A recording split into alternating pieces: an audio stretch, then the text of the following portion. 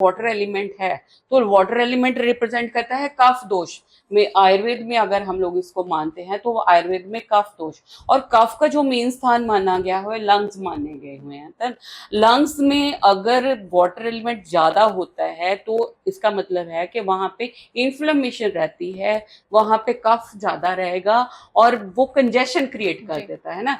या तो ड्राइनेस होती है जहाँ कंजेशन होती है, कंजेशन है कि इन्फ्लेमेशन कि वो वहां पे वाटर एलिमेंट ज्यादा हो गया, या ड्राइनेस है जो जिसको हम कंसोलिडेशन कहते हैं, जो कि स्मोकर्स जो स्मोक करते हैं उनमें कंसोलिडेशन होती है।